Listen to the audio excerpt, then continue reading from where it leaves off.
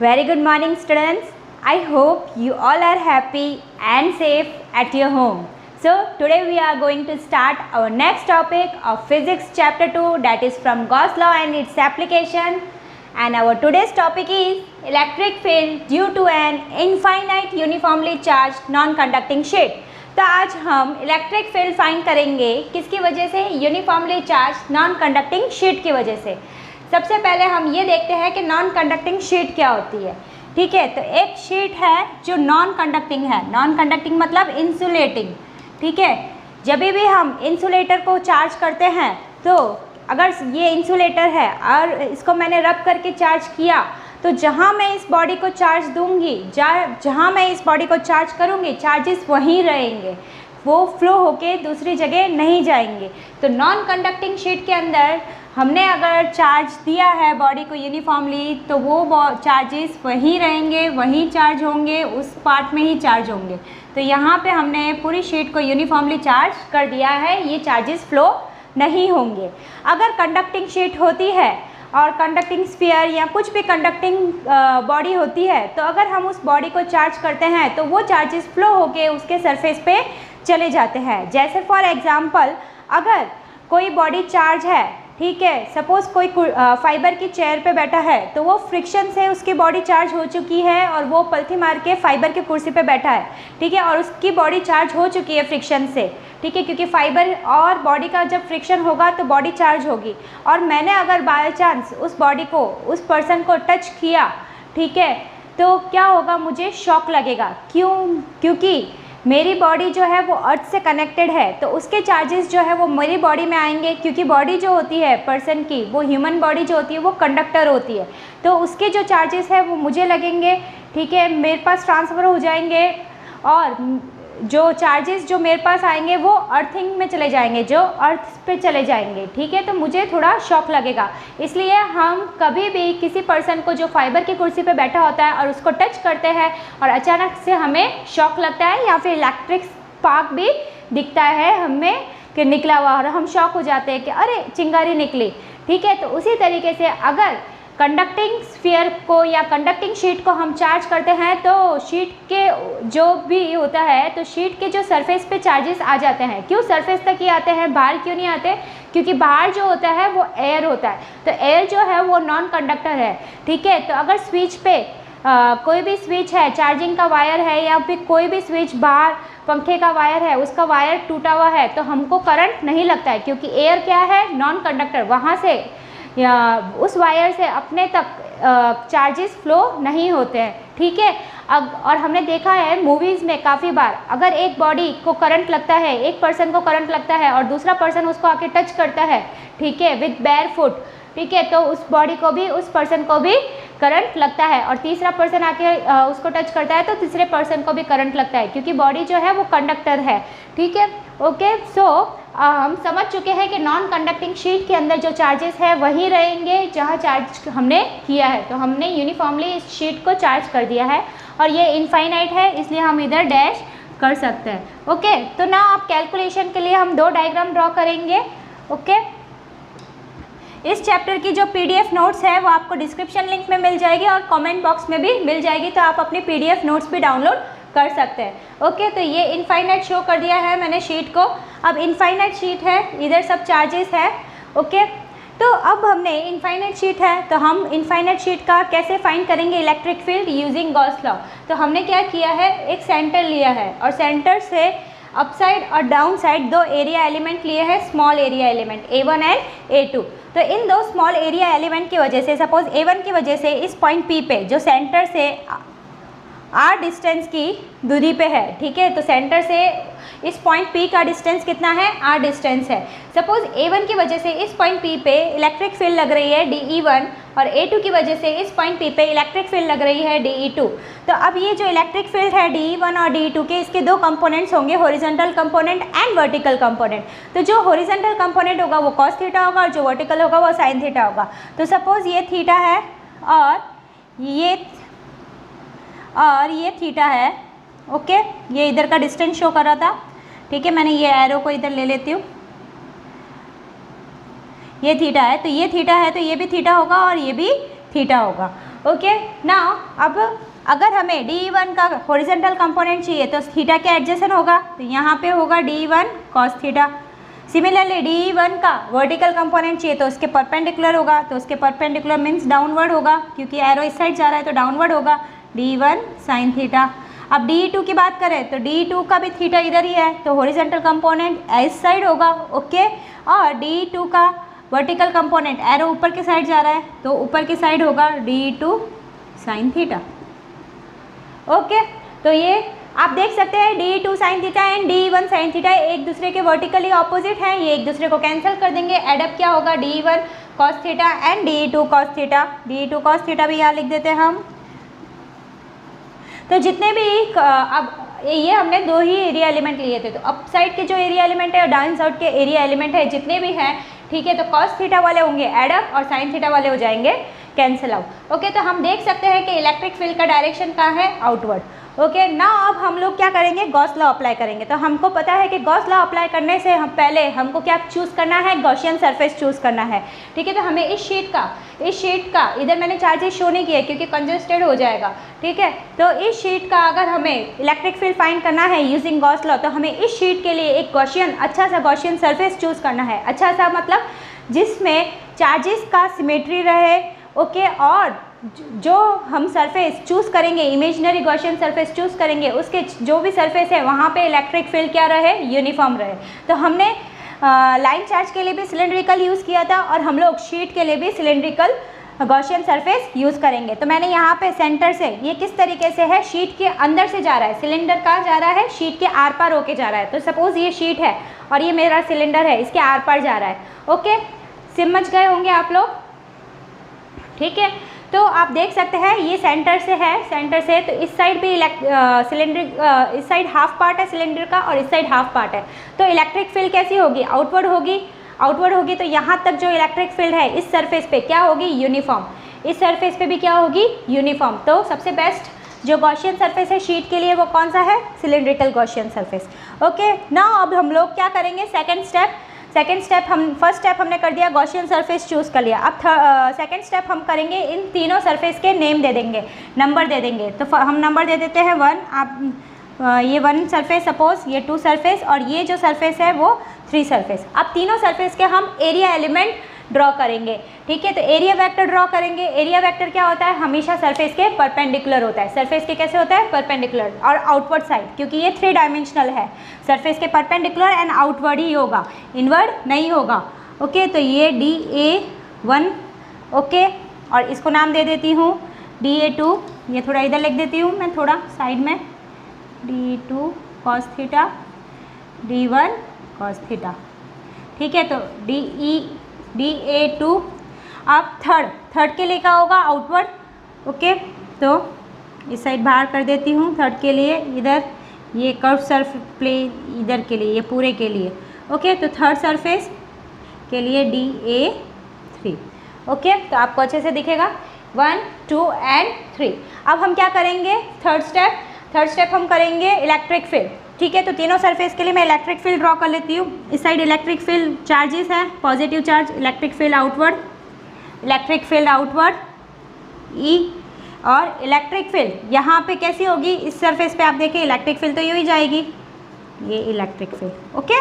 तो electric field सब charges के लिए इतनी सारी हम लाइंस ड्रॉ नहीं करेंगे, हम 3 सरफेस के लिए लाइन ड्रॉ करेंगे। इलेक्ट्रिक फील्ड, पॉजिटिव चार्ज के लिए इलेक्ट्रिक फील्ड क्या जाती है, आउटवर्ड जाती है, नेगेटिव के लिए रेडियली इनवर्ड जाती है, ओके ना। अब हमने ये दोनों डायग्राम ड्रॉ कर लिए, अब हम करेंगे कैलकुलेशन। तो आई होप आप लोगों को डायग्राम समझ में आ चुके होंगे। एक बार फिर रिपीट कर लेते हैं। एक शीट बनानी है, ओके, हमने शीट बना दी, उसको इनफाइनाइट शो करना है। सेंटर से area element A1, area element A2, एक पॉइंट P लेना है सेंटर से R डिस्टेंस पे, ओके। और उसके लिए DE1 शो करना है, इलेक्ट्रिक फील्ड कंपोनेंट शो करना है। A2 के लिए भी इलेक्ट्रिक फील्ड कंपोनेंट शो करना है। फिर इन दोनों इलेक्ट्रिक फील्ड के कंपोनेंट्स हमें शो करने हैं, हॉरिजॉन्टल एंड वर्टिकल। ये वाला जो डायग्राम है वो NCERT बुक के अंदर गिवन नहीं है, तो NCERT वाले ये डायग्राम एग्जाम में ड्रॉ नहीं करेंगे, तो इट्स ओके। बट RBSE वालों को ये एग्जाम में डायग्राम ड्रॉ करना कंपलसरी है, ओके। नाउ अब हम ये देखते हैं, इसके अंदर ये हमने चार्ज शीट ड्रॉ करी है, चार्ज शीट के बाद हमने गॉसियन सरफेस ड्रॉ करा है, imaginary Gaussian surface, imaginary Gaussian surface. Okay, अब इमेजिनरी गॉसियन सरफेस ड्रॉ किया है हमने, first surface, second surface, 3 surface ले लिया हमने। ओके, तीनों के लिए area element, area vector draw कर लिए, DA1, DA2, DA3। ओके, और तीनों के लिए इलेक्ट्रिक फील्ड लाइन शो कर ली। अब आप देख सकते हैं, अब हमें फोर्थ स्टेप क्या करना है, इनके बीच का एंगल देखना है। तो इसके बीच का एंगल जो है वो 0 डिग्री, इन दोनों के बीच का एंगल है 90 डिग्री, और इन दोनों के बीच का एंगल भी है 0 डिग्री। ओके, अब हम अप्लाई करेंगे Gauss law. Okay, I hope आप लोगों को ये दोनों डायग्राम अच्छे से समझ में आ चुके होंगे। अब हम कैलकुलेशन करते हैं, तो मैं ये दोनों डायग्राम को रब करती हूँ। तो अब हम बच्चों देखते हैं इसकी कैलकुलेशन। ओके, तो कैलकुलेशन हम कैसे करेंगे, सबसे पहले ये क्या है, सरफेस है शीट का, ठीक है, जिसको चार्ज किया गया है। तो इसकी सबसे पहले हम लिखेंगे सरफेस चार्ज डेंसिटी। ठीक है, आप लोगों को मैंने ट्रिक बता चुकी हूँ। सरफेस चार्ज डेंसिटी क्या होता है, charge per unit surface, charge per unit surface. क्यों कर रहे हैं हम लोग सरफेस चार्ज डेंसिटी क्यों ले रहे हैं, क्योंकि हमारे पास जो गॉस लॉ है, ठीक है, गॉस लॉ क्या है, vector E dot DA close surface equal to sigma Q upon epsilon naught. ठीक है, तो अब हमको चाहिए इसमें सिग्मा क्यू। तो सिग्मा क्यू, तो ये तो इनफाइनाइट चार्ज शीट है, तो इनफाइनाइट चार्ज शीट का तो हमको टोटल चार्ज मिल नहीं सकता, बट हम लोग इसकी डेंसिटी तो फाइंड कर सकते हैं, क्योंकि शीट है, शीट मतलब सरफेस पे चार्ज डिस्ट्रीब्यूशन है। अगर सरफेस पे चार्ज डिस्ट्रीब्यूशन होता है तो हम लोग क्या लेते हैं, surface charge density, that means charge per unit surface, per unit surface. Okay, तो इसको हम लोग बोलते हैं सिग्मा, सिंबल है उसका, और इसको हम लोग क्या बोलते हैं, surface charge density, surface charge density. जब हमको सिग्मा क्यू टोटल चार्ज नहीं मिल सकता है तो हम लोग सरफेस चार्ज डेंसिटी लेते हैं, और लाइन के लिए लीनियर चार्ज डेंसिटी। ठीक है, लाइन के लिए सिंबल क्या होता है, lambda, L is for line, L is for lambda. ये मैंने आपको ट्रिक सिखाई हुई है, S is for surface, S is for sigma, तो चार्ज पर यूनिट सरफेस। तो सिग्मा क्यू और सरफेस, तो गॉसियन सरफेस का हमने सरफेस लिया गया है S। ठीक है, तो सपोज करते हैं गॉसियन सरफेस का जो सरफेस है वो क्या है, S है, तो sigma Q upon S। Now अब हम लोग यहाँ पे सिग्मा क्यू की जगह हम क्या लिख सकते हैं, सिग्मा क्यू की जगह अब हम लिख सकते हैं सिग्मा इंटू एस। क्या लिख सकते हैं, sigma Q equal to sigma into S. अब हमें चाहिए DA और E, तो हम देख सकते हैं कि हमने गॉसियन सरफेस को 3 पार्ट्स में डिवाइड किया है, part surface 1, surface 2 and surface 3। तो अब हम इसको 3 पार्ट्स में लिखेंगे, surface 1, surface 2 and surface 3। Okay, तो surface 1 E dot DA plus, यहाँ पे DS भी लिख सकते हैं आप, E डॉट DA सरफेस 2 के लिए, सरफेस 3 के लिए E dot DA equal to sigma Q की जगह sigma into S upon epsilon naught. ठीक है, जितनी भी गॉस लॉ की एप्लीकेशंस है सब में यही स्टेप्स फॉलो होंगे। ठीक है, लाइन के लिए लास्ट लेक्चर में हम पढ़ चुके हैं, आप प्लेलिस्ट में जाके देख सकते हैं मेरी चैनल पे। अब S1 तो डॉट प्रोडक्ट है, that is cos theta. Okay, तो EDA कॉस थीटा, तो S1 के लिए कितना है थीटा, आप देखो S1 के लिए थीटा कितना है, E और DA का दोनों का डायरेक्शन सेम है, तो थीटा है 0, तो कॉस 0 डिग्री। S2 के लिए बहुत ही इजी कैलकुलेशन है, S2 के लिए अगेन कॉस 0 डिग्री, और S3 के लिए 90 degree. Okay, sigma into S upon epsilon not, ये 0 हो जाएगा, ये cos 0 1, cos 0 1, EDA, E uniform है, इंटीग्रल के बाहर आ जाएगा। ओके, और आप देख सकते हैं ये S1 और ये S2 दोनों जो है सरफेस, ये जो सरफेस है वो दोनों, ये दोनों सरफेस सेम है, तो हम कह सकते हैं कि S1 equal to S2। Okay, तो E जो है बाहर है, तो यहाँ पे S DA plus E again यहाँ पे बाहर S DA इक्वल टू, ये पार्ट 0 हो जाएगा, ये टर्म 0 हो जाएगा, sigma S upon epsilon naught. ठीक है, तो इंटीग्रेशन ऑफ DA कौन सा है, सरफेस इंटीग्रल, तो इसका एरिया जो है वो क्या है S, इसका भी जो एरिया है सरफेस एरिया वो है S। तो हम लिख सकते हैं यहाँ पे ES प्लस इसकी जगह E S equal to sigma S upon epsilon naught. तो हम लिख सकते हैं 2, इधर लिख लेती हूँ मैं, ओके।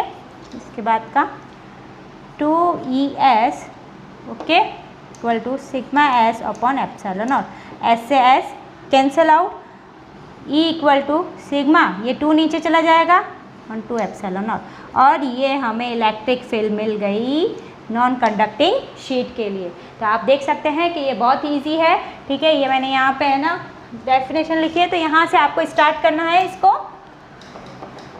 कैलकुलेशन आपको सरफेस चार्ज डेंसिटी से स्टार्ट करनी है। आप डायरेक्टली लिखेंगे sigma equal to sigma Q upon S, तो sigma Q equal to sigma into S, इसको इक्वेशन नंबर 1 दे देंगे, ओके। फिर लिखेंगे आप फ्रॉम गॉस लॉ, ठीक है। PDF नोट्स के अंदर बहुत अच्छे से मैंने सिंप्लीफाइड वे में स्टेप्स लिख रखे हैं, ठीक है।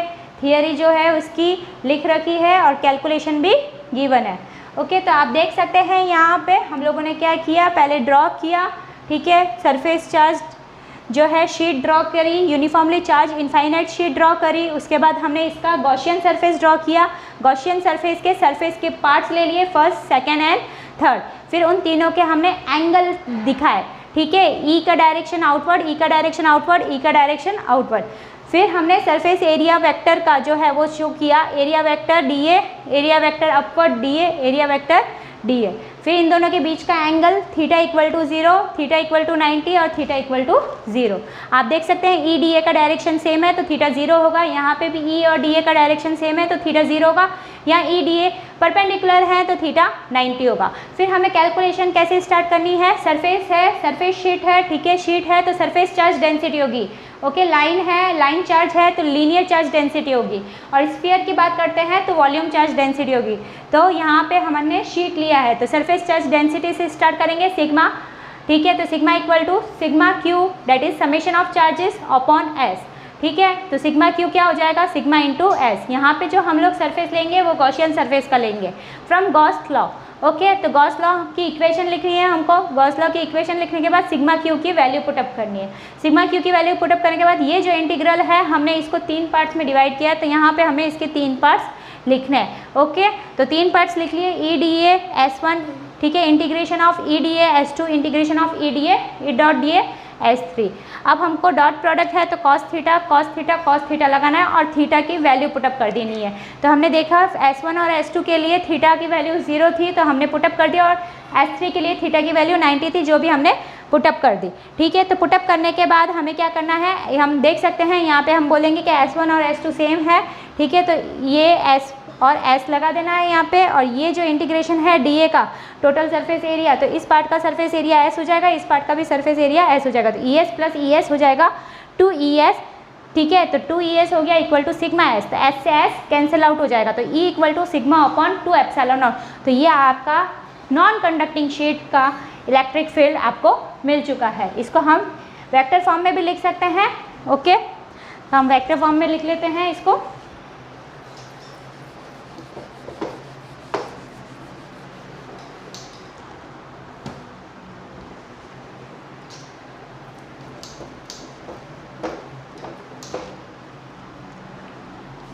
वेक्टर के फॉर्म में sigma upon 2 epsilon not unit vector n, okay. ये वेक्टर फॉर्म में हो गया, ओके। अब इसके हमें ग्राफ ड्रॉ करना है, तो हम देख सकते हैं कि ये डिस्टेंस के ऊपर डिपेंड नहीं कर रहा है। इलेक्ट्रिक फील्ड के अंदर कोई भी डिस्टेंस नहीं है, r नहीं है, ठीक है। तो सेंटर से लेके यहाँ तक का पॉइंट का डिस्टेंस कितना था, r था। तो ये डिस्टेंस पे E is not depend on, E is electric field is not depend on distance. तो डिस्टेंस पे डिपेंड नहीं करता है, डैट इज r पे डिपेंड नहीं करता है। तो E और r का ग्राफ कैसे बनेगा, सीधा स्ट्रेट लाइन, यानी E को कोई फर्क नहीं पड़ेगा कि r कितना भी हो, ओके। फिर हम लोग देख सकते हैं कि सरफेस चार्ज डेंसिटी पे ये डायरेक्टली प्रोपोर्शनल है E, तो इसका ग्राफ मैं यहाँ बना देती हूँ। ये E और ये surface charge density that is sigma. तो आप देख सकते हैं कि E जो है वो डायरेक्टली प्रोपोर्शनल है सरफेस चार्ज डेंसिटी को। तो जैसे जैसे सरफेस चार्ज डेंसिटी इंक्रीज होगी इसका चार्ज इंक्रीज होगा। अगर हम इसको और ज़्यादा चार्ज करेंगे तो इलेक्ट्रिक फील्ड भी इंक्रीज होगा, लीनियरली इंक्रीज होगा। तो तो आई होप आपको ये दोनों ग्राफ भी समझ में आ चुके होंगे। तो जब भी हमको ये एप्लीकेशन पूछते हैं तो सबसे पहले हम इसका डायग्राम ड्रॉ करेंगे। डायग्राम ड्रॉ करने के बाद इसकी कैलकुलेशन करेंगे, ठीक है, और कैलकुलेशन करने के बाद इसके जो है वो ग्राफ बना देंगे, ठीक है, ई वर्सेस आर का और ई वर्सेस सिग्मा का। तो आप लोगों को ये टॉपिक बहुत अच्छे से समझ में आया होगा, आई होप, ठीक है। आप लोगों को अगर कोई भी डाउट है या कोई भी सजेशंस देने हैं, ठीक है, तो आप नीचे कमेंट बॉक्स में कमेंट करके हमें ज़रूर बताएं। Okay, so thanks for watching this video, all the best.